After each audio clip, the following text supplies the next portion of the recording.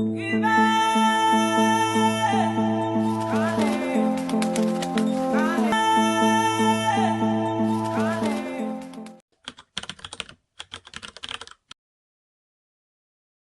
day, everyone. My name is Adupe Elizabeth Asivatu, a level 100 student of KNUST School of Business, and today I present to you on the course Logic and Critical Thinking. If critical thinking is so critical to development, why do people, even the educated, find it difficult to think critically? Stay with me as we unveil this. I'm by the name Abubakar Hajiahu, and critical thinking is the deliberate, careful examination of belief based on evidence.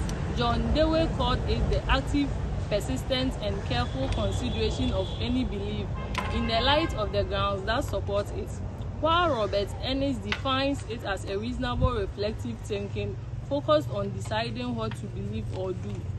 It requires intellectual honesty, the willingness to discover you might be wrong. My name is Hawa Salif. Here is the Pandas. Government spend millions on education, yet educated people spread misinformation, make the emotional drive decision, and ignore contradicting evidence. Our thesis is that the difficulty of the critical thinking is not about intelligence, and it stems from three working forces together: how education systems are designed, and the social environment people live in, and none of these disappear with university degree. Hello, Eric Abanga is my name. KNUST School of Business. Do you know that critical thinking matters at every level? Individually, Paul and Elder argues that it is the difference between intellectual independence and dependency. Organizationally, Sims and Brickman show that Aaron collapsed partially because of no one asks hard questions. Nationally, Sejel argues that it is the foundation of democratic citizenship, and World Economic ranks it among the most 21st century skills. In addition, the Guredu adds that in post-colonial Africa, uncritically inherited systems have defended development challenges. My name is Kutungo Finiama.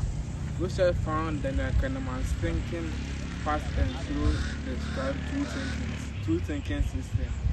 System 1 is fast, automatic and illustrative, which is our default mode. System 2 is slow, deliberate and article. That's where critical thinking lives. The brain resists system 2 because it takes more mental energy. So most people default to gut feelings and quick judgment, which results in critical thinking demands in opposite consistent and deliberation. My name is Sostene Sinija, a student of KNUST School of Business. Now, let's take a look at the three key biases that affect critical thinking. First, confirmation bias. We seek information that confirms our existing belief and dismiss other factors that challenges them. According to Daniel Kahneman, educated people are more prone to this. Second is the Dunning-Kruger effect. People with limited knowledge overestimate their competence. The less you know, the more confident you feel. And lastly is the motivated reasoning. Using intelligence not to find truth, but to defend conclusion already held for emotional reasons. Together, this disrupts honest thinking regardless one's educational level. Thank you. My name is Nyakoda Frederick. According to Paulo Fieris, in his book of Pedagogy of the Oppressed, state that the old system of education, which he called it the banking model, this system of education is where teachers are seen as those who knows everything and transfer what they know into the minds of students for them to memorize it without thinking about it. This method of education or learning does not produce critical thinkers, but instruction followers. Research done by Edu Jenfi and colleagues also confirms that Ghana system of education reward memorization over reasoning. Edu Jenfi also state that respect for authority as a Ghanaian culture is very valuable, but when this leads to the fear of challenging ideas of others, then it becomes very dangerous. Now, students fear of challenging lectures or asking them questions because of the fear that they will be labeled as disrespect people. Thank you. My name is Langa Samira. Continuing from where my friends stopped, social environments also work against critical thinking. So, Omar Archie's 1950 experiment shows that people abandon correct judgment just to conform with a group. In the digital age, KNUST explain how social media logarithm creates echo chambers surrounding us with views that mirror our own and filtering out challenges. If you do question your group's belief, the response is often rejection or ridicule. So critical thinking is not just cognitive difficult, but socially costly.